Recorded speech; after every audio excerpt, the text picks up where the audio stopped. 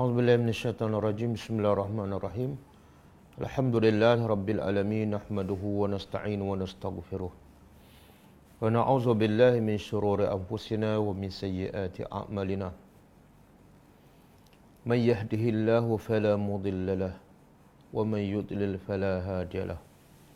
Asyhadu an la ilaha illallah wahdahu la syarika lahu wa asyhadu anna Muhammadan abduhu wa rasuluh. Subhanaka la ilma lana illa ma 'allamtana innaka antal alimul hakim. Allahumma 'allimna ma yanfa'una wanfa'na bima 'allamtana wa zidna ilma. Allahumma ati nafsi taqwaha wa zakkiha anta khairu man zakkaha anta waliyuha wa maulaha. Rabbi yassir wa la tu'assir, Rabbi tammim bil khair, amma ba'du. InsyaAllah hari ini kita sambung tadabbur surah Sirah Nabawiyah. Kita masih dalam tempoh dakwah secara terang-terang, dakwah secara jahriyah. Dan kelas yang lepas kita bincang tentang beberapa orang yang telah terkesan dengan dakwah secara terbuka, dan mereka ni datang daripada luar Mekah. Jadi walaupun dakwah secara terbuka, dan bila dakwah secara terbuka, maka secara semula jadinya akan berlaku pertembungan yang boleh dikatakan luar jangka lah. Sebab pertembungan ni pertembungan akidah, bukan pertembungan antara puak, antara kaum, antara bangsa, tapi pertembungan dari segi akidah. Yang kerana akidah inilah manusia sanggup melakukan apa saja demi mempertahankan akidahnya ataupun fahamannya. Jadi apatah lagi mesej yang dibawa oleh dakwah daripada Nabi SAW cukup jelas di peringkat awal lagi, cukup jelas. Iaitu nak menghapuskan semua berhala-berhala, nak membuang sampai ke akar umbi penyembahan berhala, kesyirikan, kekufuran kepada Allah Subhanahu wa ta'ala, dan nak menggantikan kesyirikan, penyembahan berhala itu dengan satu fahaman, satu akidah yang baru, yang sangat-sangat berlawanan dengan fahaman akidah yang dipegang oleh orang musyrik Mekah sekian lama. Iaitu akidah yang mentauhidkan Allah yang satu, akidah hanya menyembah Allah yang satu, akidah yang hanya berhukum dengan hukum Allah yang satu, akidah yang tidak ada ruang untuk mengikut hawa nafsu. Jadi apa yang dibawa oleh Nabi cukup jelas, iaitu nak menghapuskan semua pegangan akidah sistem yang ada di zaman Jahilah di Mekah Al-Mukarramah, bahkan di semua tanah Arab. Jadi secara semula jadi mestilah berlaku pertembungan yang sangat-sangat hebat. Dan walaupun pertembungan itu sangat hebat, tetapi dakwah Nabi tetap berjalan. Dakwah Nabi tetap berkesan, walaupun dalam kelompok yang kecil lah, sehingga berita dakwah yang dibawa oleh Nabi di Mekah tersebar keluar. Sehingga ada orang luar teringin nak tahu apa yang dibawa oleh Nabi Muhammad di Mekah. Jadi datanglah seperti orang Abu Zar Al-Ghifari daripada kabilah Ghifar. Dan datanglah Dhamad Azdi Shanu'ah daripada luar Mekah juga, yang kononnya asalnya nak datang untuk merawat Nabi, yang dikatakan Nabi itu gila. Dan juga beberapa orang lagi yang datang daripada luar Mekah, yang menunjukkan bahawa walaupun tekanan begitu hebat, tentangan daripada orang musyrikin begitu luar biasa, tapi dakwah Nabi begitu kuat, terus tersebar. Dakwah Nabi boleh merempuh kepungan perancangan strategi orang-orang kafir Mekah. Sebab apa? Kita tengok kita tengok dulu baca buku ni 146, muka surat 146 kesan dakwah yang dibuat oleh Nabi, juga terkesan kepada seorang sahabat yang bernama At-Tufayl bin Amru Ad-Dawsi. Muka surat 146 kan.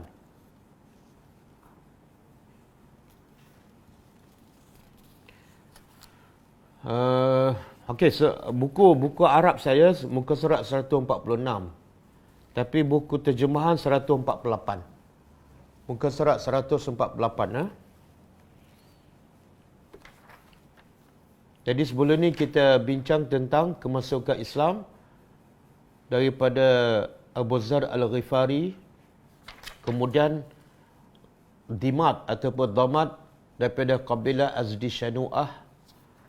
Kemudian hari ini penulis sebut salah satunya juga ialah muka surat 148.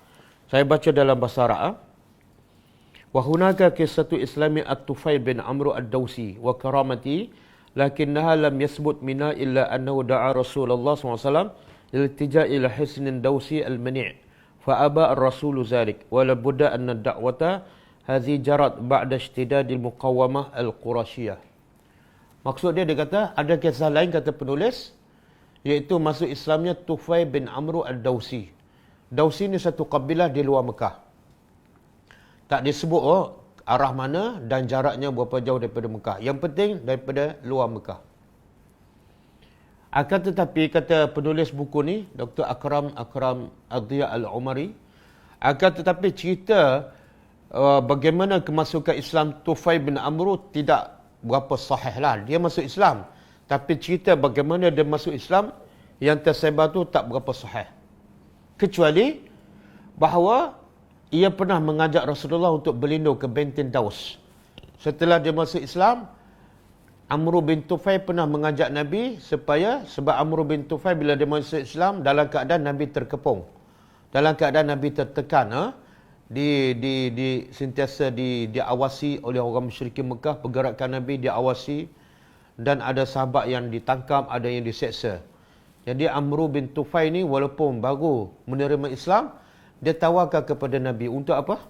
Untuk Nabi pergi berlindung di kawasan perkampungan dia, Ad-Daus.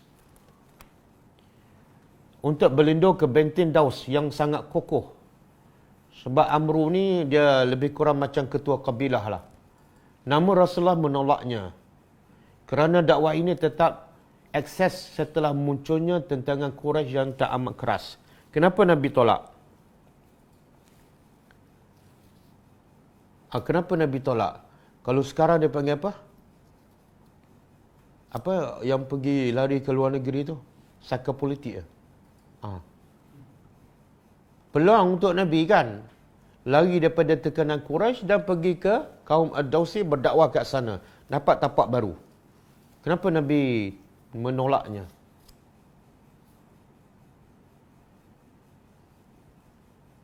Sebab apa? Di situ ada pengajaran.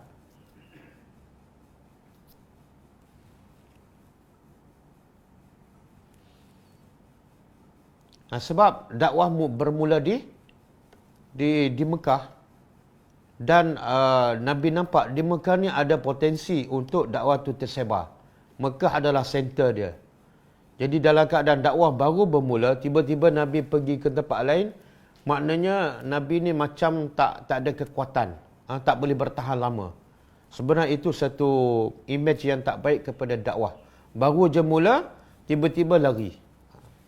Dan Nabi juga nampak dakwah di Mekah ni masih ada potensi. Walaupun dikepung kat Mekah, tapi orang kat luar datang. Nanti kita tengok perancangan orang kafir. Mekah ni, antara sebab dakwah tersebar ialah sebab ramai orang luar datang kat Mekah. Bila ni? Musim haji. Musim haji ya.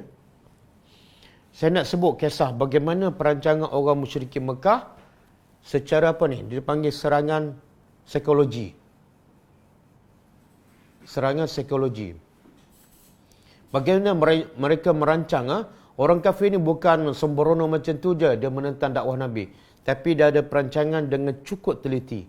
Dia pilih perancangan cara yang tepat, waktu yang tepat dan masa yang paling-paling sesuai untuk menentang dakwah Nabi. Saya nak baca kisah perancangan mereka yang dilakukan secara teliti.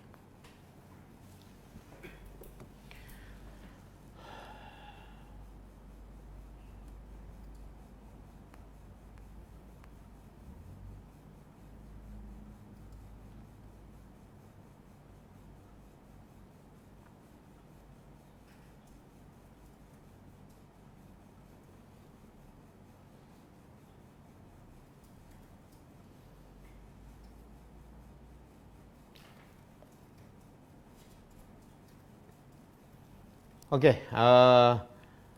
orang-orang musyrikin Mekah, khususnya pembesar dia, merancang untuk mentashwih.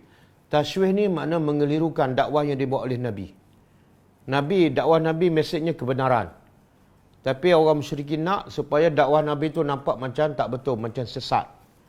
Maka mereka merancang untuk melakukan serangan, dipanggil dalam bahasa Arab harban i'lamiyah. Peperangan, apa dia panggil? Peperangan media. Tapi masa tu Telegram tak ada, WhatsApp tak ada. Peperangan media ialah secara mulut. Okey. Ketua dia siapa dia? Al-Walid bin Al-Mughirah. Al-Walid bin Al-Mughirah ni antara pembesar yang paling menonjol, yang paling berumur, yang paling dihormati. Makna kalau Perdana Menteri dia lah. Kalau Perdana Menteri di Mekah, Al-Walid bin Al-Mughirah. Maka mereka berkumpul sesama menteri-menteri dia, pembesar-pembesar dia. Wa qad hadara musimul haji, dan musim haji dah dekat. Maka Al-Walid bin Mughirah berkata kepada mereka, ya ma'syar Quraisy, wahai orang Quraisy, innahu qad hadara al-musim. Musim haji dah dekat ni. Wa inna wufud al-Arab, dan rombongan-rombongan Arab daripada luar akan datang ke Mekah. Wa qad sami'u bi amri sahibikum, dan kamu telah dengar apa Muhammad buat ni. Apa Muhammad akan buat bila datang rombongan daripada luar? Nabi Muhammad akan ambil peluang untuk berdakwah, pergi kemah ke kemah. Jadi kita jangan duduk diam, kita kena rancang sesuatu. Fa ajmi'u fihi, maka kata Al-Walid, kita kena berpakat dengan mencari satu pandangan yang tidak akan berbeza. Jangan kita seorang kata macam ni pasal dakwah Nabi. Orang lain pula kata yang macam lain. Akhirnya orang nampak kita sendiri pun berpecah. Pendapat kita pun tak bersatu. Jadi kita berbincang supaya kita buat satu, kalau buat satu tuduhan je. Jangan dua ataupun tiga yang nampak bercanggah. Okey, lalu mereka berkata pada Al-Walid bin Al-Mughirah, fa anta ya Aba Syams, fa anta ya Aba Abdi Asyam. Kamu cakaplah apa cadangan kamu. Fakul, kamu yang cakap dan kami akan terima pandangan kamu. Maka kata Al-Walid, ban antum, bahkan kamu dulu bagi cadangan. Maka yang lain berkata apa? Okey, naqulu kahinun.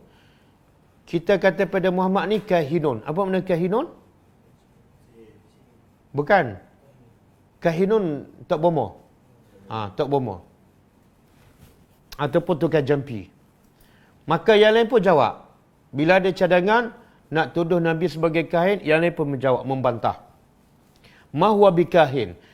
Muhammad ni bukan tok bomo. Laqad ra'aitu al-kuhan. Aku dah tengok ramai Datuk Bomo perangai tak sama dengan Muhammad. Tak boleh. Kalau kita tuduh kahin, orang tak boleh terima. Maka yang lain berkata apa? Nakul majnun. Kita tuduh dia adalah majnun, gila. Yang lain membantah, ma huwa bi majnun. Dia tak gila. Kita tengok sangat-sangat berbeza orang gila. Sangat-sangat berbeza. Watak Nabi langsung tak nampak gila. Okey, yang lain berkata apa? Nakulu syairun. Kita tuduh dia penyair. Yang lain pula bantah, ma huwa bisyair.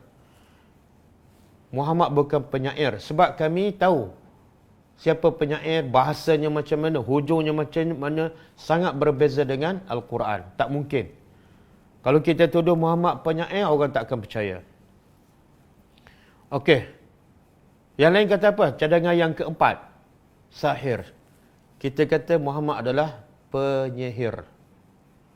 Yang lain bantah juga, ma huwa bisahir. Dia bukan penyihir. Sebab kita lihat, tengok penyihir-penyihir ni sangat berbeza.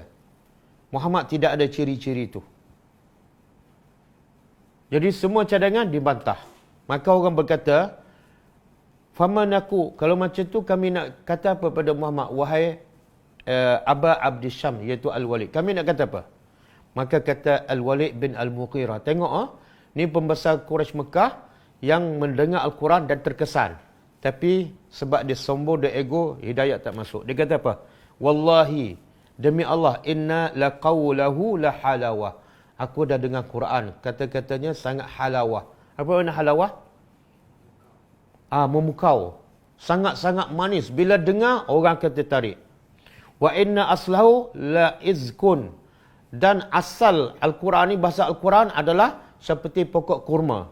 Dia bila masuk ke dalam tanah tu, dia menjadi kukuh, mantap. Dan wa inna fir'ahu la janatun. Dan cabang dia boleh membuahkan hasil-hasil yang banyak. Macam pokok kurma. Kata siapa ni? Orang kafir. Kepala orang kafir. Tapi dia akui kehebatan Al-Quran. Dia sendiri mengakui kehebatan Al-Quran. Makna dia faham tak? Dia faham. Jadi kalau orang yang tak faham, kalau orang yang tak faham, yang faham pun belum tentu dapat hidayah. Yang tak faham, sebagaimana kata jin kan, bila jin dengar kali pertama, dia kata apa? Inna sami'na Qur'anan ajaba. Kami dengar satu perkataan yang sangat hebat. Memang dia hebat sebab dia bukan kata-kata manusia. Kemudian kata Al-Walid lagi, wama antum biqailina. Kamu tak boleh kata min hadza syai'an. Kamu tak boleh nak kata apa pun, sahir ke, tok bomo ke, penyair ke, melainkan orang tahu itu kata-kata yang palsu. Wa inna aqrabal qaul, kata Al-Walid. Tapi dalam banyak-banyak tuduhan tu, yang paling dekat, agak-agak yang paling dekat, dah orang agak-agak boleh percayalah. Iaitu kamu kata Muhammad adalah sahir. Dari sudut mana ni? Adalah persamaan sikit. Apa yang Muhammad bawa dengan apa yang tukang sihir buat. Apa persamaan dia?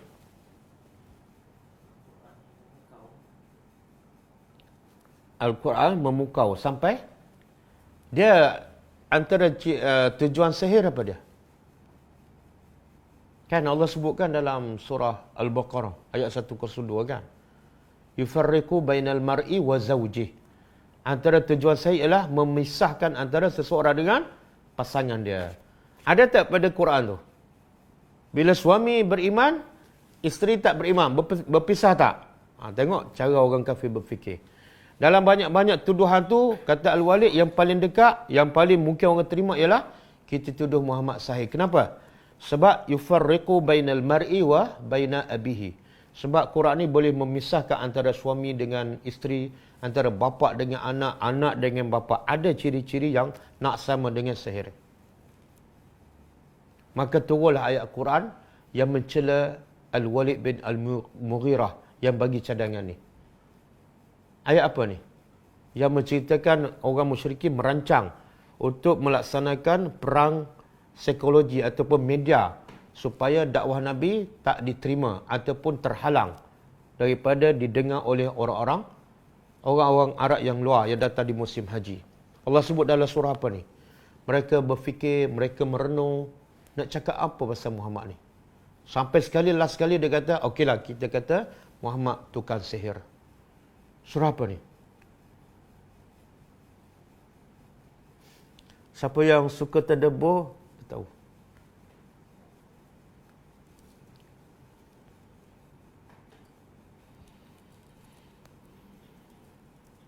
Cuba buka surah Muddassir. Surah Al-Muddassir.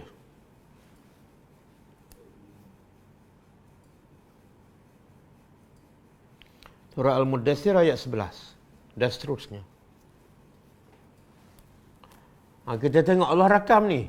Bagaimana Al-Walid bin Al-Mughirah merancang bersama kawan-kawan dia, pembesar-pembesar Mekah, untuk menghalang kerja dakwah yang dibawa oleh Nabi Muhammad sallallahu alaihi wasallam. Allah kata apa? Surah Al-Muddassir ayat 11. Zarni wa man khalaqtu wahida. Allah kata pada Muhammad, biarkan aku, biar orang yang aku cipta berseorangan. Siapa ni? Ahli tafsir mengatakan ayat ni turun pada Al-Walid bin Al-Mughirah.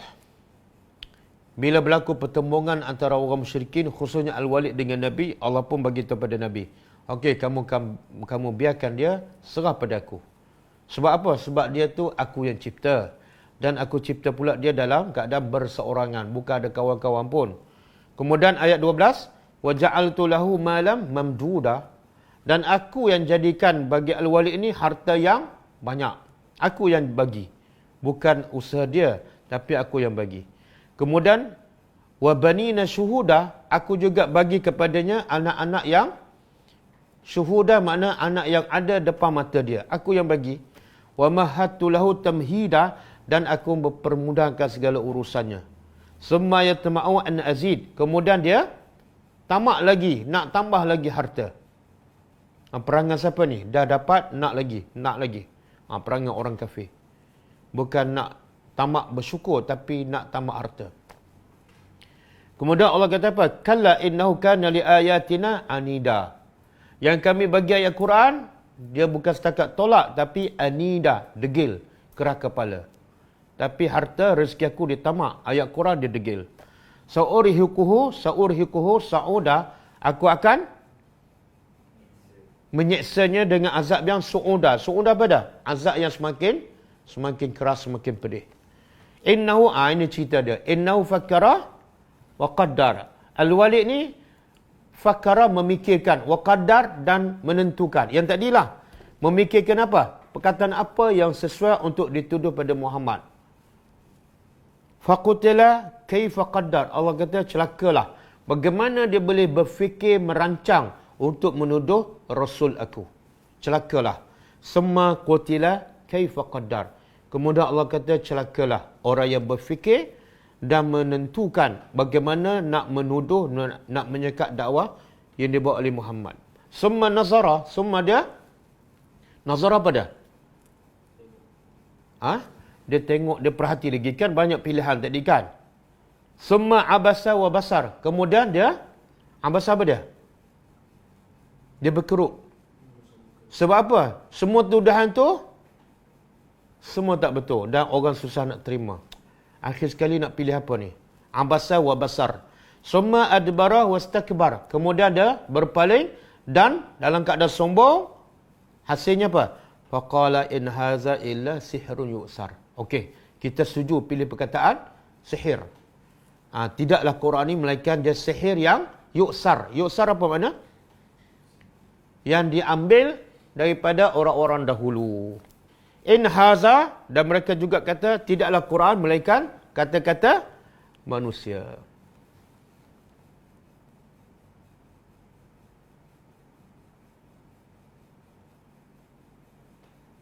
Okey. Apa pengajaran daripada kisah ni? Kisah perhimpunan, perjumpaan ataupun mesyuarat lah pembesar-pembesar Mekah. Apa pengajaran dia?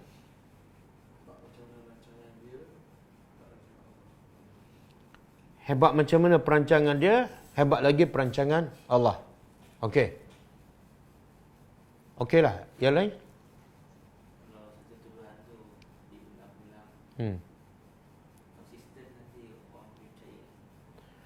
Walaupun mereka yakin tuduhan Nabi sebagai penyihir, mereka yakin orang tak akan terima. Dan mereka pun tak percaya. Tapi kenapa mereka pilih juga? Sebab strategi mereka bila tuduhan yang sama diulang-diulang, akhirnya akan dipercayai. Kan? Itu strategi musuh daripada dulu sampai kamu lewat. Akhirnya orang percaya. Okey, lagi pengajaran dia. Ada pengajaran lebih besar pada tu.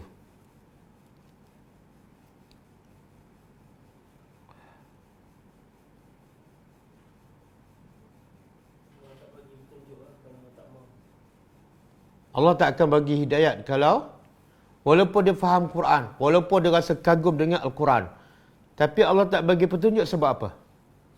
Sombong. Kenapa dia sombong?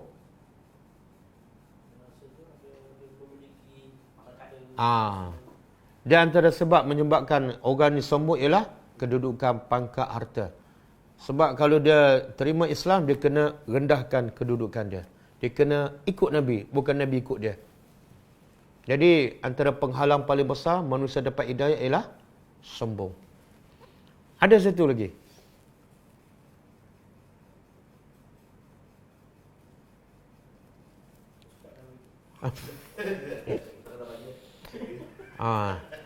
Satu lagi yang paling besar ialah orang kafir ni bila nak menentang Islam, dia tak sembrono macam tu. Dia buat perancangan cukup teliti. Tengok pertama dia pilih apa? Waktu yang paling sesuai untuk memerangi Nabi. Apa dia? Musim haji. Makna waktu yang paling tepat dia pilih. Makna itu strategi paling bagus. Yang kedua, tempat yang paling bagus. Di mana? Dekat orang buat haji tu. Di Arafah, di Mina. Kemudian yang ketiga, dia pilih perkataan yang paling, dia rancang ni, sahih. Syair, kahin, majnun. Dia rancang dengan teliti ni, mana yang paling berkesan. Makna apa tu? Pengajarannya apa? Kalau orang kafir, kalau musuh merancang begitu teliti, begitu tepat dengan waktunya, masanya, perkataannya untuk menghalang Islam, maka kita orang Islam, perancangan kita sepatutnya lagi hebat. Kena ada strategi bila masa kita berdakwah. Nak guna ayat apa, perkataan apa, tempat macam mana. Boleh faham? Sebab tu ada satu kata-kata yang terkenal, orang kafir boleh mengalahkan Islam dengan sistematiknya. Bila orang Islam tidak ada peraturan, tidak ikut sistem. Walaupun Islam tu hak, kafir tu batil, tapi dia boleh menang sebab apa? Sebab perancangan yang teliti. Kufur yang munazzam, yang sistematik boleh mengalahkan orang Islam yang fauda. Fauda makna? Fauda apa makna?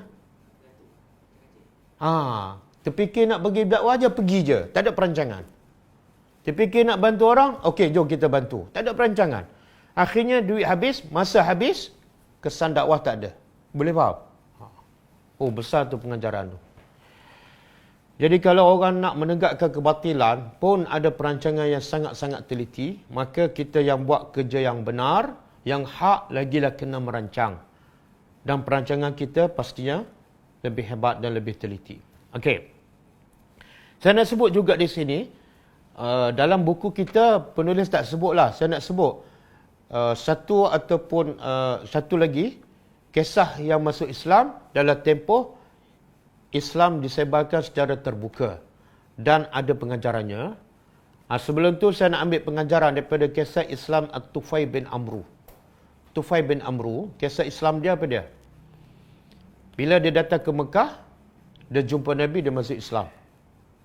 Lepas tu apa dia buat? Dalam hadis sahih, Amru bin Tufail ni terus dia balik ke kampung dia dan terus dia berdakwah pada isteri dia, mak bapak dia, anak dia semua masuk Islam. Kemudian dia berdakwah pula pada kaum dia, tapi kaum dia tak terima. Lepas kaum dia tak terima, dia pergi jumpa Rasulullah. Dia kata apa? Ya Rasulullah, boleh tak engkau berdoa pada kaum aku supaya Allah binasakan mereka? Sebab mereka ni degil, keras kepala. Aku dah dakwah keluarga aku, alhamdulillah semua beriman. Tapi bila dakwah pada kaum aku, mereka ni keras kepala. Tapi Nabi tak berdoa yang tak baik. Nabi berdoa yang baik. Nabi kata, Allah mahdi ad-Dawsi. Ya Allah, bagilah hidayat kepada kaum ad-Dawsi. Tengok, Amru bin Tufail minta benda lain. Nabi bagi benda lain.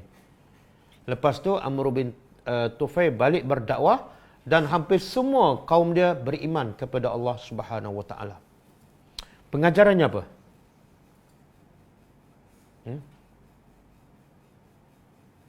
Pengajarannya apa?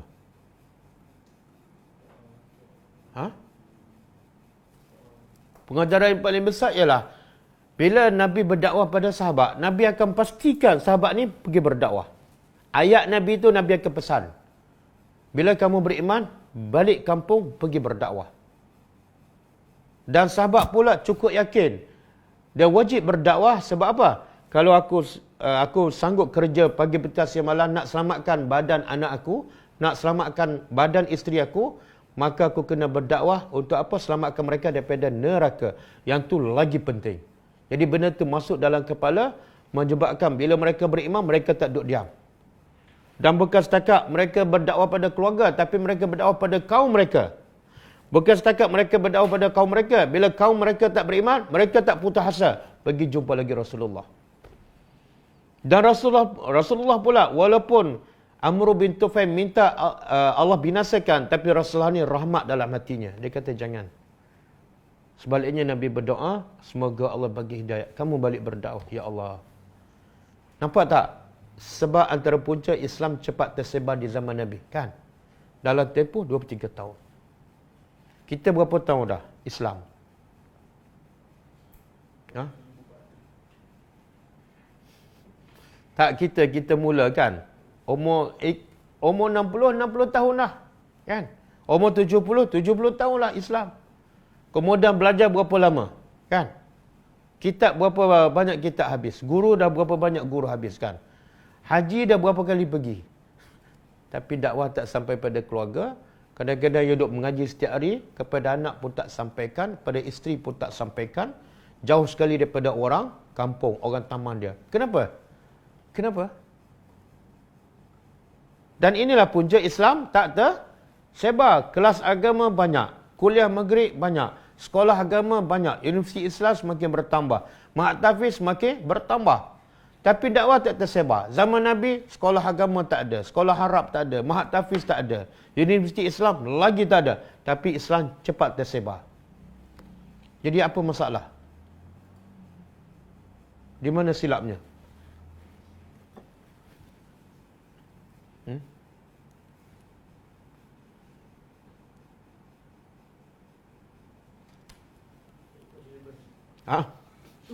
Tak ikut?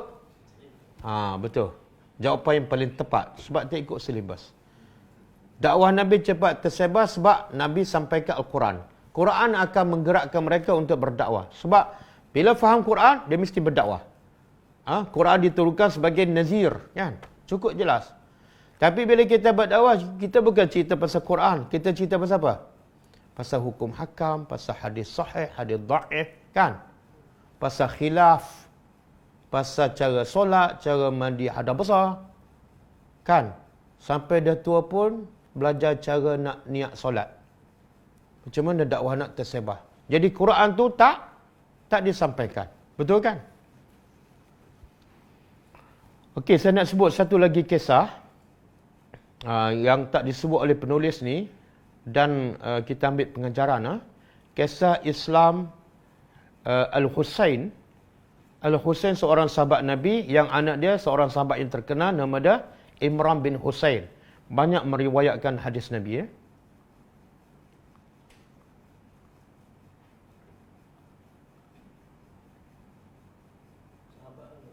Sahabat. Bapa dia Husain, anak dia Imran. Tapi dua beranak ni sahabat Nabi. Cuma yang paling terkenal anak dia Imran bin Husain. Yang banyak meriwayatkan hadis ialah anak dia Imran bin Husain. Jadi yang kita nak baca ni kisah keislaman bapa dia, iaitu Imran. Husain.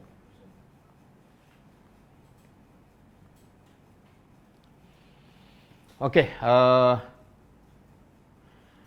Husain ni adalah antara orang yang dimuliakan oleh orang Quraisy lah. Ada kedudukan. Jadi orang Quraisy pun datang kepada Husain. Maka mereka berkata pada Husain, faqalu lahu kallim lana. Tolong bagi tahu kepada kami tentang lelaki ni, iaitu Muhammad, yang telah mencela tuhan-tuhan kami, mencela nenek moyang kami yang sembah berhala. Tolong cerita pada dia, kenapa buat kerja macam tu. Maka Husain pun pergi jumpa Nabi. Kata Husain kepada Nabi, ma hazal lazi balaghana anka. Apa cerita ni? Cerita yang sampai pada kami sangat tak cantik. Dengan cerita kamu duk kutuk tuhan-tuhan kami, penyembah-penyembah berhala ni kamu mengatakan salah. Maka kata Husain, abuka hasinah. Sedangkan bapa kamu ni seorang yang baik, iaitu Abdullah. Wa khairah, dan terpuji. Maka kata Nabi, dengar, ini antara benda yang sepatut kita sampaikan ataupun cara nak berdakwah kali pertama kepada non-Muslim. Nabi tanya, Ya Husain, kam ta'bud min ilah? Kamu sembah berapa Tuhan? Kata Husain, sab'an fil ardi. 7 Tuhan di bumi. Kemudian wahidan fis sama. 1 Tuhan di langit. Faqala, maka Nabi tanya lagi soalan. Tengok Nabi bagi soalan bukan minda. Fa iza asabaka ad-durru man tad'u? Bila musibah menimpa kamu, Tuhan mana yang kamu berdoa? Kata Husain, fayastajibu allazi fis sama. Aku berdoa pada Tuhan yang di langit, yang satu tu. Okey, Nabi tanya lagi. Fa iza halakal mal man tad'u? Bila harta kamu habis, Tuhan mana yang kamu berdoa? Kata Husain, allazi fis sama, Tuhan yang di langit. Nabi tanya lagi. Nabi kata, fayastajibu laka wahdahu. Jadi yang menyahut seruan doa kamu, yang satu je lah, yang di langit kan? Kata Husain, kata Nabi, fayastajibu laka wahdahu. Yang menyahut doa kamu seorang. Tapi watu syirikuhum ma'hu. Tapi kamu mensyirikkan bersama Tuhan yang satu tu dengan Tuhan-Tuhan yang lain. Boleh faham? Boleh faham? Yang bila kamu ada masalah, kamu minta pada Tuhan yang satu. Dan yang menyahut seruan kamu pun Tuhan yang satu. Tapi Tuhan yang satu ni, kamu boleh mensyirikkan dia. Dengan Tuhan yang mana? Tuhan yang kamu tak minta pun pada dia bila ada masalah. Masuk akal tak? Nampak tak? Mana Nabi nak buka minda. Kerja kamu ni macam tak betul je. Kalau yang tu saja menyahut seruan kamu dan menyelesaikan masalah kamu, kenapa perlu disekutukan? Okey. Qala ya Husain, kata Nabi, ya Husain, aslim taslam. Serahlah diri pada Allah dan kamu akan selamat. Bila Nabi suruh dia Islam, benda tu jelas tak? Kenapa Nabi suruh dia masuk Islam? Sebab memang kamu minta pada Tuhan yang satu dan Tuhan yang satu itulah yang menunaikan hajat kamu. Maka sekarang serahlah diri pada dia yang satu sahaja dan kamu akan selamat. Maka kata Husain, innali qauman wa ashirah ya Rasulullah, aku ada kaum, aku ada keluarga. Macam mana ni? Kalau aku masuk Islam seorang, berlaku perang besar. Famaza aqul, aku nak jawab apa? Dengar Nabi bagi tips. Nabi kata apa? Qul, katalah Allahumma astahdika li arsyuda amri wa zidni ilman yanfa'uni. Nabi ajar kamu baca doa ni. Astahdika, Allahumma astahdika li arsyuda amri wa zidni ilman yanfa'uni. Apa maksud tu? Nabi tak kata, kamu bila ada masalah jumpa aku. Tak. Nabi kata apa? Minta dengan Allah. Apa dia? Ya Allah, astahdika, wahai Tuhan, aku minta hidayat pada engkau, li'arsyuda amri, supaya engkau pandukan urusan aku. Urusan apa ni? Nak berdepan dengan kaum, nak berdepan dengan keluarga. Bila mereka tahu aku masuk Islam. Dan yang kedua, ya Allah, wazidni ilma. Tambahkan padaku ilmu yang fa'uni, yang boleh memberi manfaat padaku. Maknanya Nabi nak bagi itu apa? Antara kekuatan dakwah ialah ilmu. Dengan ilmu kita boleh sabar, dengan ilmu kita boleh istiqamah dalam dakwah. Tapi kalau jahil, dia terus akan tumbang. Maka faqala laha, Husain pun berkata masa tu juga doa yang Nabi ajar, falam yakum hatta aslam. Akhirnya dia masuk Islam. Okey. Jadi pengajaran daripada kisah Islam Husain ialah apa dia?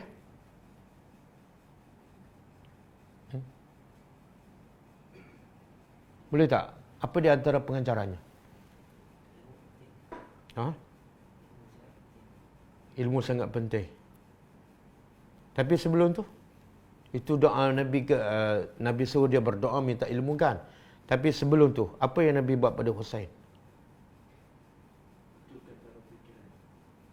Betulkan cara dia berfikir. Jangan menyerang, jangan menghukum, kan? Sebab kalau kita menyerang, kita menghukum, orang akan semakin jauh. Tapi betulkan cara dia berfikir dengan bukan minda dia, bukan minda dia. Kita boleh tanya orang yang baru kan, baru yang belum Islam. Kamu bila ada masalah, kamu cari siapa? Ya. Bila kamu sakit, kamu berdoa pada siapa? Daripada situ, kalau dia kata Allah, Allah, Allah, kita mula masuk. Okey. Sekarang kita pergi pada tajuk kita seterusnya. Gangguan orang musyrikin. Gangguan orang musyrikin terhadap Rasulullah sallallahu alaihi wasallam. Muka surat 148 dalam buku. Gangguan orang musyrikin terhadap Rasulullah sallallahu alaihi wasallam. Tajuk dalam bahasa Arab ialah Azza al-musyrikin. Azza al-musyrikin. Kesakitan musibah yang ditimpakan oleh orang musyrikin kepada Nabi hasil dakwah. Jadi tajuk pun menunjukkan apa? Tajuk ialah gangguan orang musyrikin terhadap Rasulullah dan menunjukkan apa? Bahawa bila faham Al-Quran, bila beramal dengan Quran, mesti ada gangguan. Mesti ada gangguan. Itu fitrah.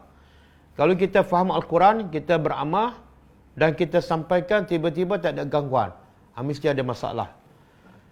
Okey, tidaklah, kata penulis, tidaklah diragukan lagi bahawa melaksanakan perintah ilahi dengan berdakwah secara terang-terang membuat kaum umat Islam mau tidak mau berhadapan dengan kaum musyrikin face to face. Berhadapan langsung. Antara kebenaran tauhid dan rusaknya kesyirikan. Pertembungan antara tauhid dan syirik. Inilah yang memicu. Memicu ni makna memacu kaum musyrikin sentiasa mengganggu Rasulullah sallallahu alaihi wasallam dan para sahabat. Menyebabkan orang musyrikin Mekah tak pernah duduk diam. Orang musyrikin Mekah tak pernah duduk diam dan tak pernah rasa aman dan selesa dengan sebab dakwah Nabi ni. Di samping mempertahankan tradisi dan keyakinan batil yang telah mendarah daging dan diwariskan generasi tua kepada generasi mudanya, mereka menyadari adanya kepentingan sosial dan ekonomi di balik semua itu. Di mana komunitas kabilah-kabilah Arab yang dikelilingi oleh 360 berhala memunculkan efek dinamisnya sirkulasi perdagangan yang amat menguntungkan bagi para pembesar dan bangsawan Mekah. Sebagaimana mereka juga mendapat keuntungan daripada kafilah dagang yang melewati Mekah menuju Yaman maupun Syam. Juga penghormatan masyarakat Quraisy secara umum dari sisi agama. Apa maksud ni? Kenapa sebenarnya penulis nak bagi tahu kenapa orang musyrikin begitu kuat menentang dakwah yang dibuat oleh Nabi? Apa menyebabkan mereka tidak duduk diam? Pagi, petang, siang, malam sentiasa merancang untuk menyekat dakwah Nabi. Apa pendorongnya?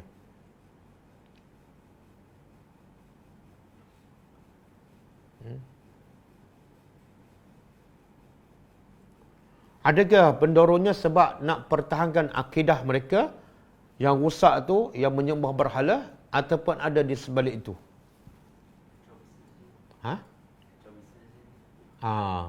Sebenarnya benda yang paling besar pada kacau bisnes mereka.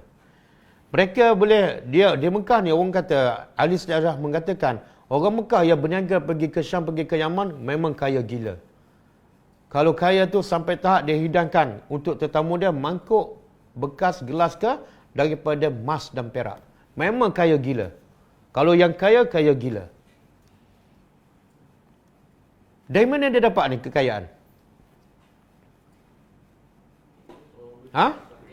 Okey, daripada berniaga. Macam mana mereka boleh berniaga dengan amal sehingga menjadi kaya?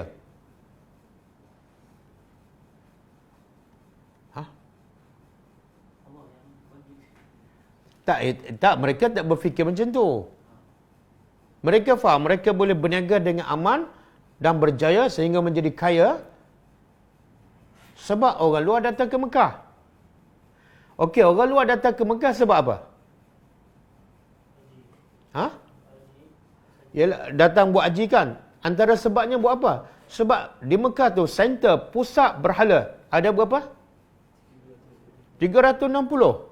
Jadi bagi mereka itu pusat agama mereka yang menyebabkan orang luar datang. Bila ramai orang luar datang, peniaga mereka maju, mereka kaya. Tiba-tiba Nabi kata Tuhan ni bukan Tuhan. Nabi kata ini bukan agama yang betul, Tuhan ni bukan Tuhan yang betul. Jadi ini boleh mengganggu gugat bisnes mereka. Betul tak? Cara mereka berfikir tu nampak macam betul. Yalah, kalau dah patung tak ada, berhala tak ada, mereka fikir apa? Orang tak akan datang. Habis, lingkuplah bisnes mereka. Boleh faham? Tapi Allah tempelakkan mereka dalam surah apa? Surah apa dah? Allah tempelak mereka yang sebenar bagi makan pada mereka, walaupun mereka duduk tengah padang pasir, tanah kering kontang, yang bagi makan pada mereka Allah. Yang menjadikan mereka aman berniaga Allah, bukan berhala. Surah apa tu?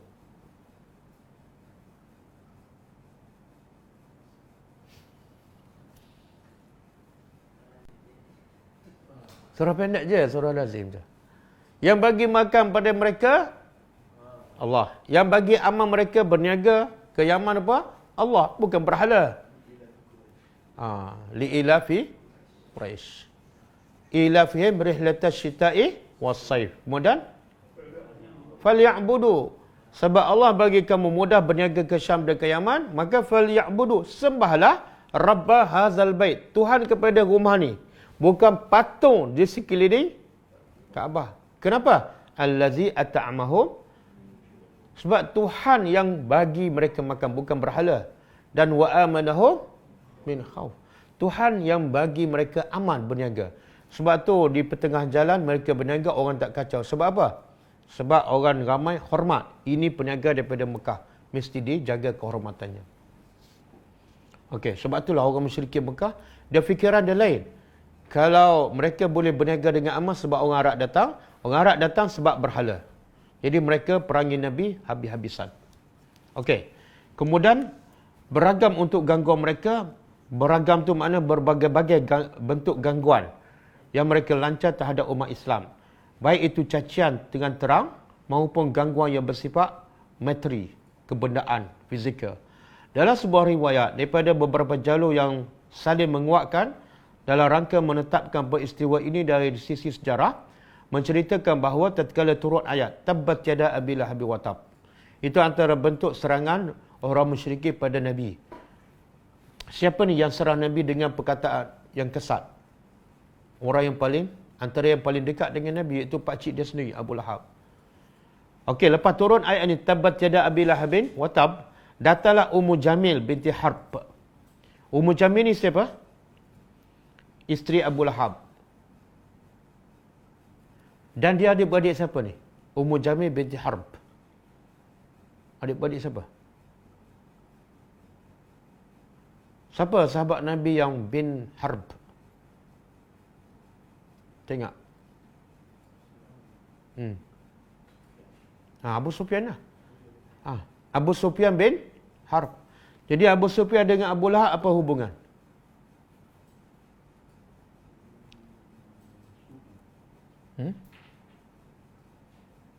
Apa sepupu pula? Abu Lahab pakcik Nabi. Isteri Abu Lahab Ummu Jamil binti Harb.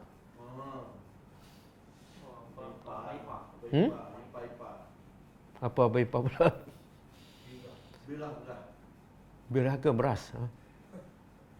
Dia Abu Sufyan dengan Ummu Jamil adik-beradik. Kan? Jadi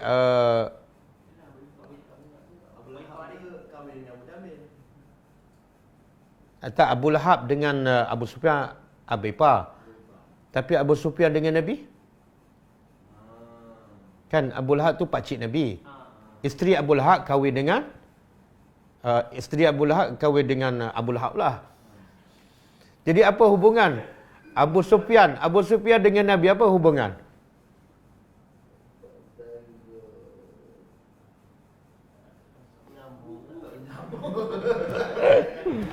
Bukan tak menyambung, tak ada maklumat. Sebenarnya Abu Sufyan ni bapa mertua Nabi. Salah seorang anak Abu Sufyan kahwin dengan Nabi. Nama dia Ummu Habibah. Ramlah binti Ramlah binti Abu Sufyan. Boleh faham tak? Jadi Nabi Abu Lahab pakcik kan? Dan Abu Lahab dengan Abu Sufyan abaipa. Nabi dengan Abu Sufyan bapa mentua. Dan Nabi masa kahwin dengan Ummu Habibah ni, Abu Sufyan masih orang kafir. Orang kafir, pembesar Quraisy, Mekah. Jadi tengok dakwah Nabi kan. Nabi berkahwin dengan anak orang kafir, tak ada masalah. Nabi berkahwin dengan anak orang Yahudi. Sebab apa? Tujuan dakwah. Okey, lepas turun ayat Tabbat yada Abi Lahab, isteri Abu Lahab seraya berkata, tengok isteri Abu Lahab, dia kata apa? Dia orang Arab ni terkenal dengan penyair. Isteri Abu Lahab pun dia pandai bersyair. Dia kata apa? Saya baca dalam bahasa Arab. Kata isteri Abu Lahab, Ummu Jamil, muzammamun abina wa dinahu qalaina wa amrahu asaina. Maksud dia apa? Muzammamun, iaitu yang tercela, kami abaikan. Maksud dia siapa tu? Yang tercela kami abaikan. Muhammad lah. Kemudian, dinuhu qalaina, agama dia kami benci, kami tinggalkan. Dan wa amrahu asaina, urusannya, perintahnya kami derhaka. Okey. Jadi syair dia sebenarnya nak sampaikan mesej apa dah? Muhammad ni adalah orang yang muzammam, orang yang tercela. Sedangkan masa tu Rasulullah duduk dalam masjid ditemani oleh Abu Bakar. Maka ia pun bertanya kepada Abu Bakar. Tengok Ummu Jamil datang kat masjid, masa tu dia nampak Abu Bakar. Abu Bakar duduk dengan Rasulullah. Lalu Ummu Jamil bertanya pada Abu Bakar, apakah Rasulullah menghina? Ada tak Rasulullah sebut pasal aku? Yang pasal ayat Quran ada tak sebut pasal isteri Abu Lahab? Ada tak? Tabbat yada Abi Lahabin wa tab ma aghna anhu maluhu wa ma kasab sayasla naran zatal lahab. Kemudian wa amra'atuhu. Allah kata apa? Perempuan dia sama 2 kali 5. Jadi Ummu Jamil tanya Abu Bakar, aku dengar Muhammad ni ada cela aku melalui ayat Quran dah. Abu Bakar membantah, tak ada. Masa tu Rasulullah ada sebelah. Tapi Ummu Jamil tak nampak. Allah bagi Ummu Jamil tak nampak Muhammad. Sebab tu dia baca syair ni dan Nabi dengar. Kemudian apa? Apa respon Nabi dengan syair Ummu Jamil? Rasulullah justru merasa gembira terhadap orang-orang musyrik yang memakinya dengan julukan muzammam. Ya Allah. Orang maki dia tapi Nabi rasa gembira. Kenapa? Orang maki kita, kita gembira. Waras ke tak?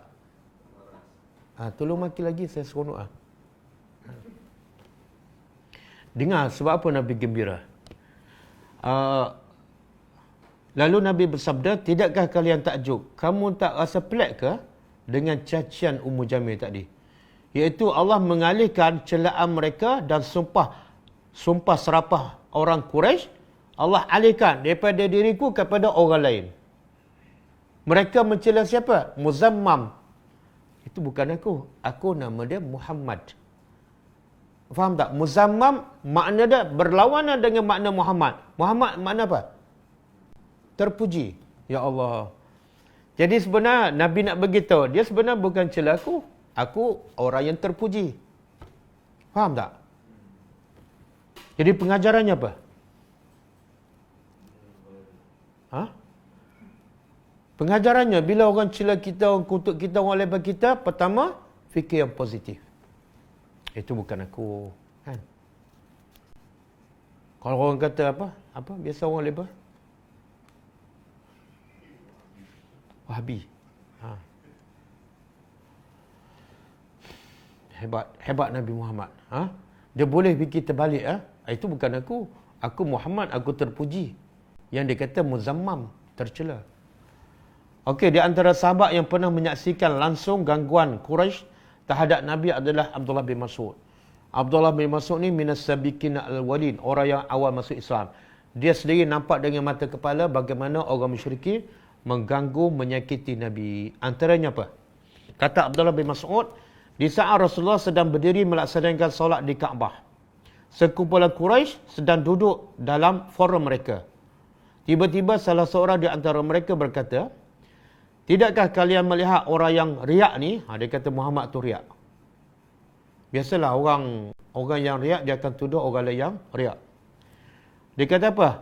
Tidakkah kalian melihat orang yang riak itu, iaitu Nabi Muhammad SAW, adakah di antara kalian yang bersedia mengambil kotoran unta si fulan beserta darah dan isi perutnya? Tak ada ke siapa-siapa yang boleh ambil isi perut unta si fulan dengan darahnya, dengan isi perutnya? Kemudian lalu membawanya dan meletakkan kotoran itu di atas belakang Nabi ketika sedang Rasulullah tetap berada di situ. Kemudian meletakkan di kedua pundaknya, iaitu letak di belakang Nabi ketika Nabi sujud. Maknanya dia tawarkan, siapa nak buat kerja ni? Maka bangkitlah salah seorang yang paling celaka di antara mereka. Ada riwayat mengatakan dia ni ialah Umayyah bin Abi Mu'ayt yang buat kerja ni. Dia pergi cari isi perut unta, darah, kotoran, najis. Kemudian dia yang letak di belakang Nabi ketika Nabi sujud. Maka bangkitlah seorang yang paling celaka di antara mereka. Ketika Nabi tengah sujud, ia pun meletakkan kotoran tersebut di kedua pundak beliau. Sedang beliau tetap sujud. Maknanya lepas letak tu Nabi tak bangun. Lepas mereka letak tu, apa sikap orang musyrikin? Contoh ada rasa kesian ke, rasa nak angkat ke? Tak. Mereka pula mulai mentertawakan pemandangan itu hingga tubuh mereka tergoncang-goncang kerana tawa. Bukan setakat mereka gelak melihat Nabi macam tu kan, tapi sampai bergerak tubuh. Kah, berdekah-dekah. Tak ada seorang pun berani angkat. Maka pergilah seorang, iaitu Juwairiyah, menemui Fatimah yang segera datang.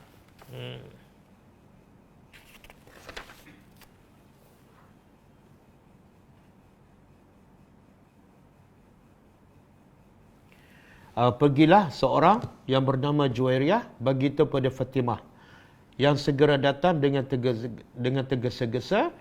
Nabi tetap seperti semula, ialah proses itu lama kan.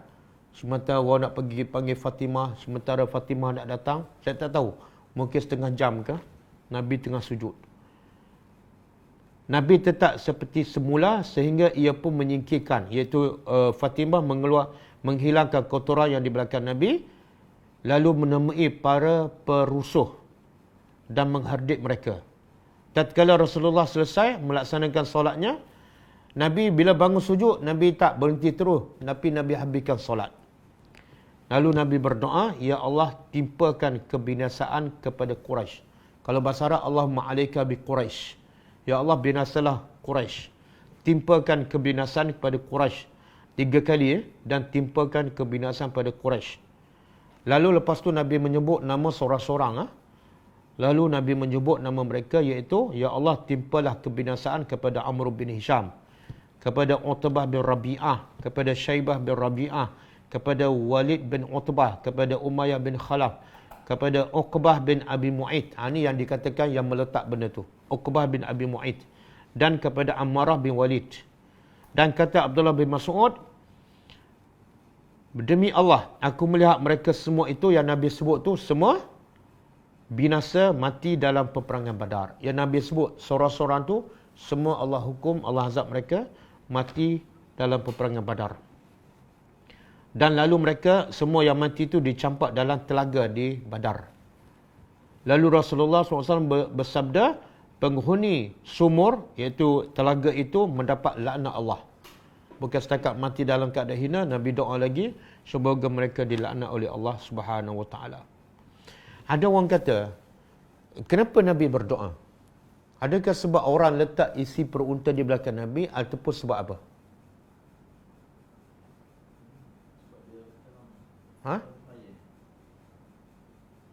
Dia pendapat yang paling kuat lah. Yang Nabi berdoa dan Nabi sebut seorang-seorang ni bukan sebab mereka letak isi perut unta. Itu tak ada masalah bagi Nabi. Buktinya orang dah maki Nabi dah lama sebelum tu. Dan Nabi pergi ke Taif pun orang baling batu sampai berdarah. Nabi tak berdoa pun. Tapi yang ni Nabi berdoa sebab apa? Sebab mereka mendustakan Al-Quran. Mereka mendustakan Allah. Mereka mendustakan Rasulullah. Itulah sebab utama Nabi berdoa. Dan perbuatan mereka tu sangat melampau.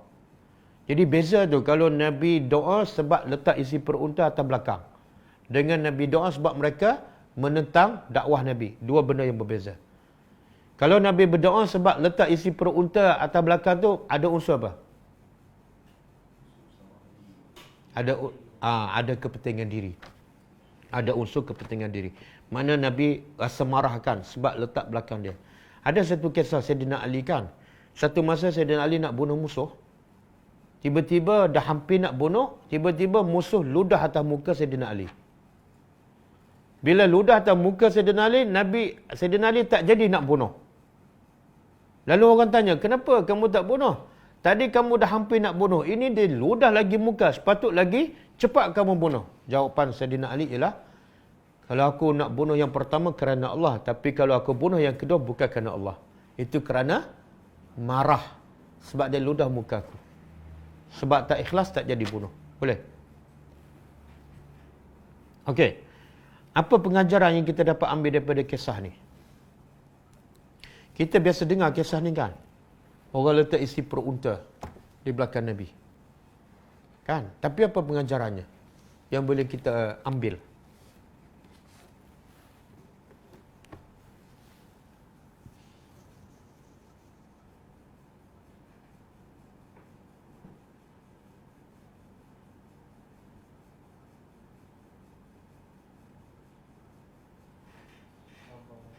Apa dia?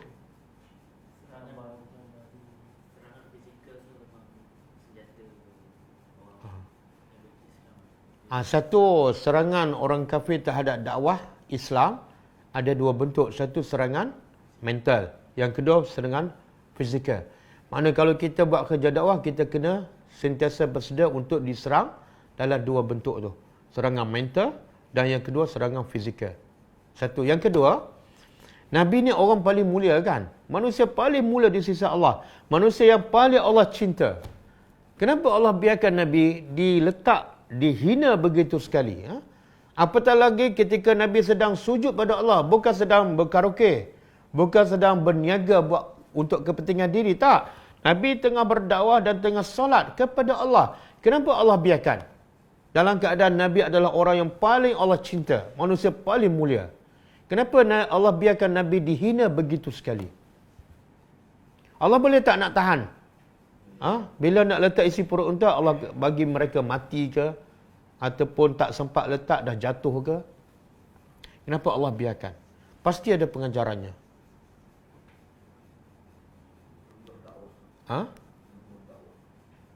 Yelah, kenapa sampai tahap tu kan? Kita sekarang orang lukis gambar kartun Nabi dah melentingkan. Baru lukis gambar katung. Orang musyrikin Mekah bukan lukis gambar katung. Letak isi perut atau fizikal betul-betul Nabi. Bukan letak isi perut atas gambar Nabi. Atau fizikal Nabi. Nabi tak melenting, orang musyrikin tu. Orang sahabat Nabi pun tak demo pun. Apa dia pengajaran? Saya bagi soalan. Kan? Orang yang paling mulia, orang yang paling Allah cinta, kan? Dan buat kerja dakwah, tengah solat kepada Tuhan. Tiba-tiba Allah biarkan dihina begitu sekali. Kotor tak? Kita kalau tengah solat, orang balik najiskan. Orang balik najiskan. Tak kena pun. Macam mana perasaan kita? Kita cari tak lepas tu? Celaka. Apa dah lagi kalau kita tengah solat, orang letak najis atas belakang kan? Oh, perang besar. Oh, sebab apa? Kita rasa kita ni orang macam aku, kamu letak najis. Aku jaga solat, aku buat kerja dakwah. Betul tak? Tapi kenapa Allah biarkan Nabi dihina macam tu sekali?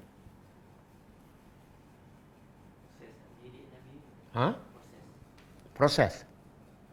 Yalah, kenapa sampai teruk macam tu? Ini isi perut unta ni darah, kotoran, najis semua. Kalau tak ayam barbecue pun okey kan? Tak pasir boleh kira lagi kan? Pengajaran yang paling besar Nabi sebut dalam satu hadis, inna min izamil ajri min izamil bala'. Sesungguhnya ganjaran yang besar adalah bergantung kepada ujian yang besar. Dan orang yang paling besar ujian ialah para Nabi. Hadis sahih. Orang yang paling besar ujian ialah para Nabi. Sebab apa? Sebab Allah nak bagi ganjaran paling besar pada para Nabi. Maka ujiannya mestilah paling-paling hebat. Boleh? Jadi kalau kita buat kerja dakwah, orang maki, relax lah. Cool je. Sebab apa? Sebab kita dalam proses Allah nak muliakan kita. Allah nak angkat kita. Allah nak bagi darjah yang lagi tinggi. Relax. Ni sikit-sikit dah merajuk. Sikit-sikit dah merajuk. Ustaz, mulai sekarang saya tak nak belajar dah. Belajar kena sampai. Sampai pula kena maki. Ya. Okey. Inilah tujuan belajar sirah. Belajar Quran dah satu bebanan. Belajar sirah lagi? Tak.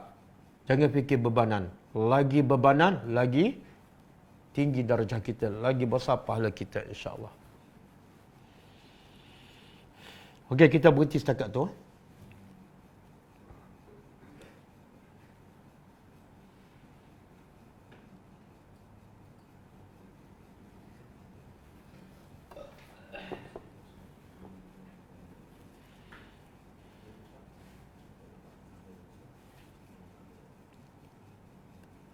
Kita tengok ada soalan.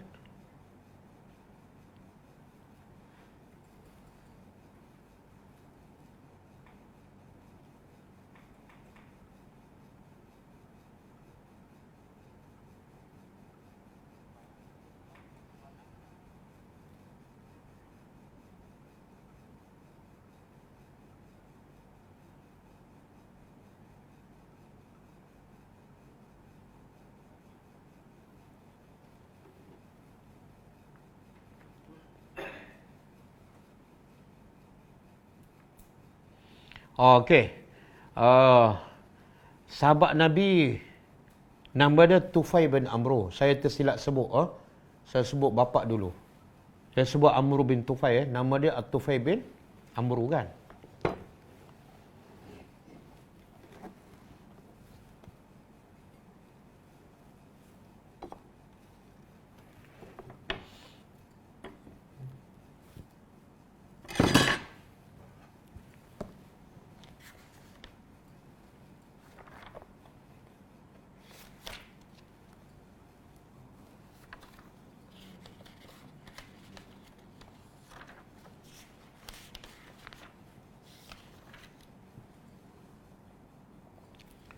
Nama sahabat Tufai bin Amru. Tufai bin Amru.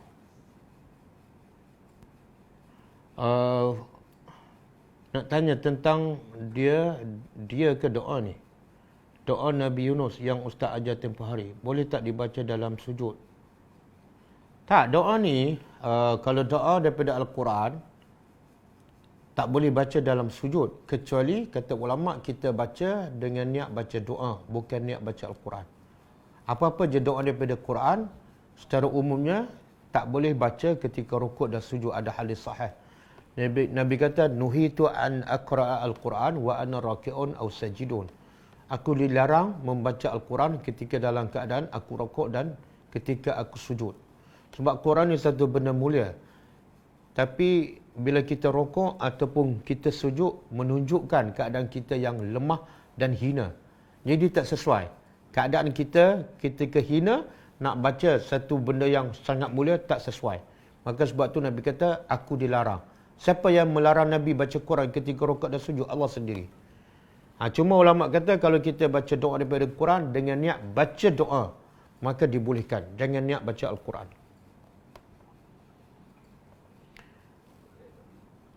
Berdosa tak tulis nama samaran pada penulisan ataupun Facebook? Saya tak tahulah berdosa ke tak, tapi saya nak tanya apa tujuan dia. Innamal a'malu binniat. Kalau tujuan dia nak menipu orang, berdosalah. Jadi apa tujuan? Kamu dah ada nama, mak bapak dah bagi nama, kenapa nak pakai nama samaran? Kenapa nak sembunyi? Adakah kamu nak menyampaikan benda yang salah? Kalau nak menyampaikan benda yang benar, berani kena benar. Jadi, tengok apa tujuan. Saya tak berani menghukum. Tengok tujuan. Kalau nak menipu, hukumnya berdosa. Sebut je nama terang-terang.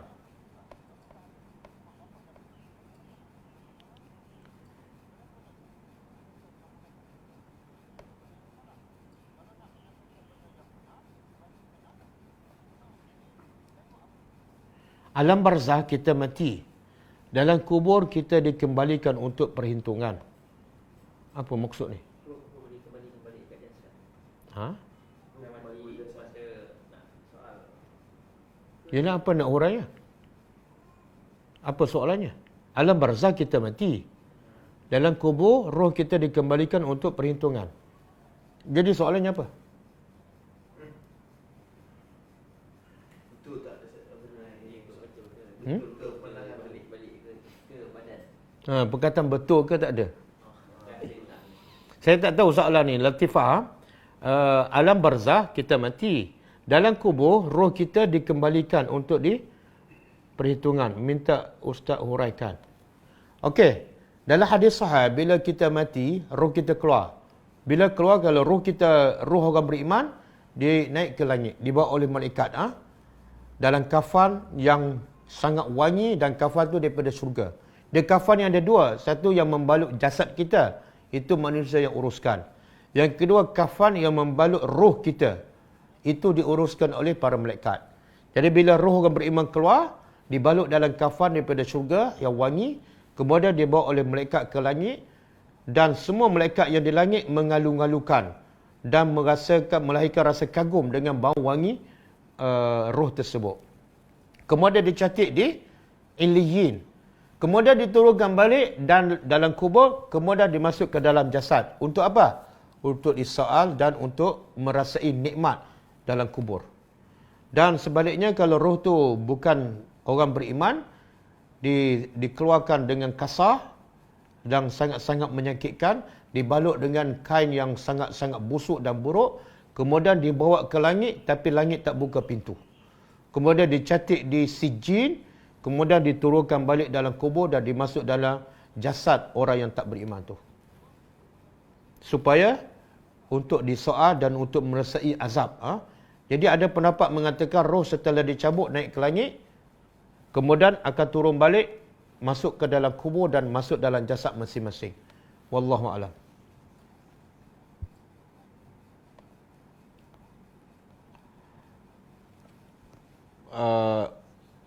Tufai bin Amr ini kah sahabat yang paling setahu saya sahabat yang paling panjang umur Anas bin Malik. Sahabat Nabi yang terakhir meninggal ialah Anas bin Malik. Wallahu a'lam. Pada hari kiamat nanti orang yang bukan Islam akan dakwah pada kita ke? Kalau kita tak dakwah dia, contoh kawan-kawan non-Muslim, jiran non-Muslim, boleh ke kalau kita sekadar doa hidayah? Tak, dia bila di akhirat besok, dakwah ke dakwa ni. Soalan dia bila kita mati nanti, orang kafir akan dakwa tak kita sebab kita tak berdakwah.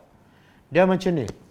Setiap orang Allah bagi akal untuk dia berfikir, untuk mereka menilai mana yang baik, mana yang buruk. Dan Allah bagi Al-Quran sebagai panduan. Dan Allah utuskan Rasul sebagai contoh untuk melaksanakan Al-Quran. Jadi sebenarnya dengan akal, dengan Quran, dengan fitrah, orang tu dah cukup syarat untuk menerima hidayah ataupun menolak.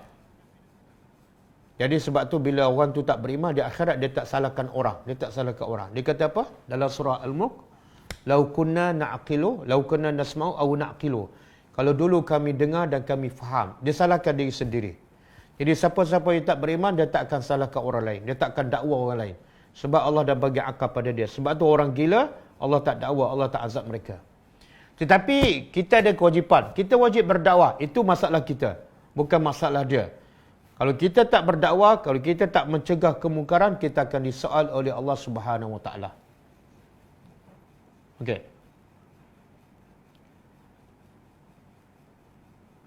Hari ini kenapa mereka membesarkan hadis daripada firman Tuhan dalam Al-Quran, sedangkan banyak hadis yang bercanggah dengan tidak ada hadis yang bercanggah dengan Al-Quran. Kalau bercanggah itu bukan hadis, ataupun mungkin hadis dhaif ataupun hadis palsu. Tak mungkin hadis bercanggah dengan Quran, sebab hadis didatangkan untuk menjelaskan apa yang dalam Quran. Jadi mustahil kalau hadis bercanggah dengan Al-Quran. Kalau kita dapati bercanggah, mungkin kita tak berapa faham ataupun fahaman kita cetek. Wallahu a'lam.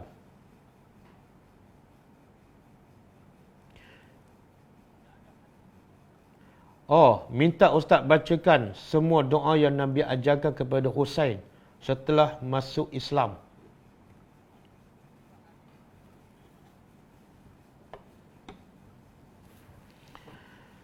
Allahumma astahdika. Baca Jaafar. Allahumma astahdika li urshida amri wa zidni ilman yanfa'uni. Allahumma astahdika li urshida amri wa zidni ilman yanfa'uni. Saya ulang. Allahumma astahdika li urshida amri wa zidni ilman yanfa'uni. Bagus doa ni. Terutama bila kita nak berdakwah kepada orang.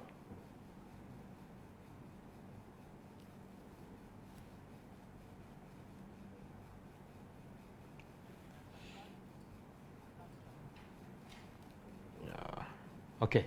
Ada soalan lagi?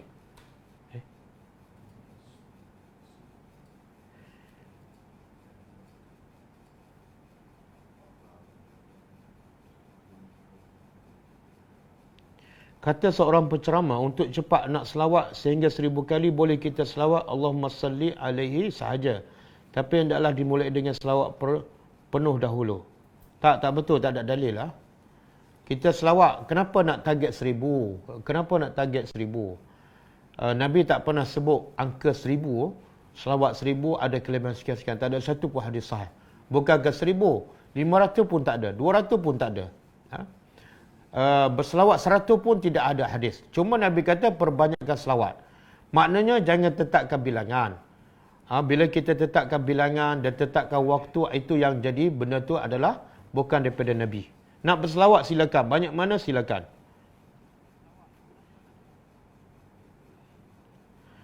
Adakah mengajar mengaji satu cara berdakwah sedangkan mereka tak tahu mengaji? Mengajar mengaji, iaitu baca dengan betul, makhraj yang betul, itu 0.1% daripada dakwah. Membetulkan bacaan sebenarnya hanya 0.01 dakwah. Sebab dakwah ni apa dia? Apa makna dakwah?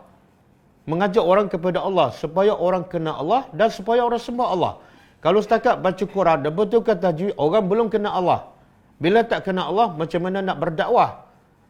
Jadi sebenarnya proses dakwah tu belum berlaku lah. Cuma boleh kata barulah, contohlah. Kalau kita pergi sekolah universiti, baru duduk tadika lah. Betulkan tajwid, mengajarkan Quran, baru masuk tadika. Dakwah tu sebenarnya belum bermula. Nak dakwah mesti dengan ilmu. Nak ilmu mesti faham Al-Quran. Zaman sekarang, pendakwah ataupun maklumat mengenai Islam banyak dalam media sosial dan juga YouTube dan secara live yang pernah dilakukan oleh Dr. Zakir Naik dan seumpama. Oh, itu bukan soalan.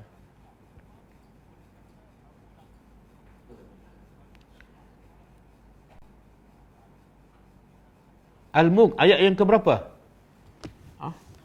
Walau kunna nasma'u aw na'qilu ma kunna fi ashabis sa'ir. Cari sendirilah. Surah Al-Mulk tak banyak, 2 page je, 2 page lebih. Ayat ke-10. Surah Al-Mulk, walau kunna nasma'u aw na'qilu ma kunna fi ashabis sa'ir. Surah Al-Mulk ayat ke-10. Ustaz, hingga ke tahap mana setiap kita dipertanggungjawabkan dalam berdakwah? Mohon digambarkan ganjaran bila berdakwah dan dosa bila tak berdakwah. Okey. Setakat mana kita wajib berdakwah? Sebenarnya soalan tu tak sepatut ditanya. Bila kita faham tanggungjawab dakwah dan kelebihannya. Bila kita faham tanggungjawab dakwah dan kelebihan, kita tak akan tanya sampai bila aku kena berdakwah. Okey. Tanggungjawab dakwah ni sunat ke wajib? Dakwah adalah wajib. Dakwah adalah wajib. Bahkan Nabi diutuskan kerana untuk berdakwah. Li'unzira, untuk aku beri peringatan. Jadi, dakwah adalah wajib. Sebagaimana kita solat wajib, kita puasa bulan Ramadan wajib, maka dakwah pun adalah wajib. Sama je. Bahkan, kesan tak berdakwah, Allah kata apa? Lu'inal lazina kafaru min bani Israel ala lisani Dawud wa Isa ibni Maryam zalika bima asaw wa kanu ya'tadun. Surah Al-Ma'idah. Allah kata dilaknat orang-orang kafir daripada kalangan Bani Israel. Kenapa mereka dilaknat? Sebab mereka derhaka pada Allah. Kenapa mereka derhaka sampai mereka dilaknat? Zalika kanu la yatanahawna an munkari fa'alu. Sebab mereka tidak mencegah kemungkaran yang dilakukan oleh kaum mereka. Jadi tak mencegah kemungkaran tu makna tak berdakwah lah. Dan kesannya apa? Dilaknat oleh Allah Subhanahu Wa Taala. Jadi kesan pertama, dakwah adalah wajib, dan bila tak berdakwah satu dosa besar. Okey? Tetapi nak berdakwah macam mana? Itu ikut kemampuan. Ada orang boleh berdakwah dengan ilmu, ada orang dengan masa, bagi masa dia, ada orang dengan duit, dengan tenaga, dengan pengalaman, kan? Ada orang sedekah kereta. Jadi dakwah ni pelbagai, bukan mesti ceramah saja, bukan mesti baca Al-Quran saja, tak. Dakwah ni pelbagai. Ada sahabat yang kerja dia ialah merawat orang sakit di medan perang. Itu pun adalah dakwah.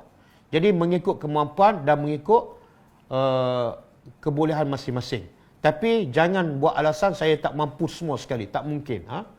Kadang-kadang angkat barang, kan? Itu pun dakwah juga. Kadang-kadang kita bagi duit sehingga orang boleh pergi berdakwah. Itu juga adalah dakwah. Jangan tak buat langsung. Kemudian satu lagi kelebihan berdakwah.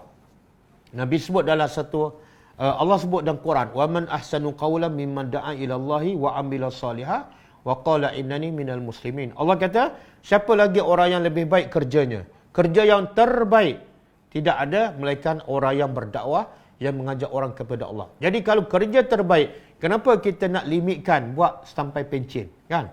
Tak. Kalau kerja terbaik kena buat sampai bila-bila. Dan begitulah yang dibuat oleh Nabi Nuh. Nabi Nuh berdakwah sampai bila? 950 tahun sampai dia mati. Dan dia dakwah kepada anaknya sampai bila? Sampai anak dia lemas. Jadi dakwah ni tidak ada limit. Lebih tepat ialah sampai kita mati. Kelebihan dakwah juga Nabi sebut dalam satu hadis, la'an yahdiyallahu bika rajulan wahidan khairul laka min humurin na'am. Jikalau kamu dapat memberi petunjuk pada seseorang sehingga dia dapat hidayat daripada Allah, sebabnya daripada kamu ajar, kamu bagi nasihat, akhirnya dia beriman kepada Allah, maka ganjarannya lebih besar daripada unta merah. Unta merah ni apa makna? Harta yang paling mahal di zaman Nabi. Jadi kalau zaman kita, harta paling mahal apa dah? Katalah Porsche, kan? Berapa juta? Katalah 2 juta. Maknanya kalau kita berdakwah seorang je masuk Islam, sebab kita berdakwah, kita hadiahnya, ganjarannya, gajinya lebih daripada 2 juta. Bagus orang. Kalaulah Porsche itu harta paling mahal. Jadi dakwah ni satu ganjaran yang sangat-sangat besar, luar biasa. Jadi kenapa kita nak hadkan waktu tertentu ataupun sampai pencen? Tak. Dakwah mesti diteruskan sampai kita mati.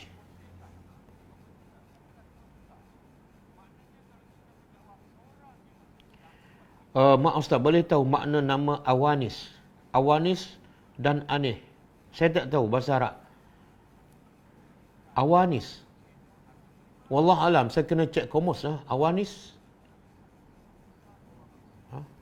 Estro Awanis, saya tahulah. Aneh. Aneh pun saya tak tahu. Aneh, apa bahasa Arab ni? Tak, aneh. Aneh. Bahasa Arab. Kalau bahasa Melayu saya tahu. Aneh, pelik kan? Jadi saya minta ni, siapa ni? Shina, boleh PM saya, tulis dalam bahasa Arab. Dan bila PM saya minta pelajar sabar, kan? Kadang-kadang soalan tu saya kena cek sahih ke tak. Ini amanah ni, disiplin ilmu. Kalau yang saya tahu, terus saya jawab. Tapi kalau saya tak tahu, kena ambil masa, kadang-kadang lepas kelas. Kadang-kadang 2 hari. Jadi saya minta yang bertanya ataupun PM pada saya, sabar je. Saya akan jawab juga insya-Allah.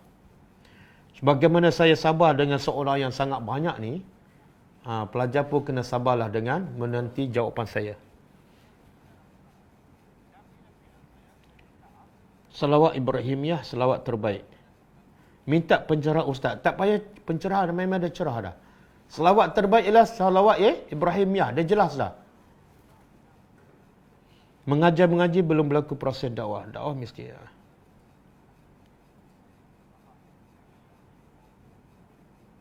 Bolehkah jelaskan tentang hadis bahawa mana tak ada hadis? Okey, cukup Siapa yang tak sempat jawab soalan tu boleh PM ataupun tanya dalam kelas besok. Kelas kita besok pukul 10.30 insya-Allah. Kita tutup dengan membaca tasbih kafarah. Subhanakallahumma wa bihamdika asyhadu an la ilaha illa anta astaghfiruka wa atubu ilaik. Assalamualaikum warahmatullahi wabarakatuh.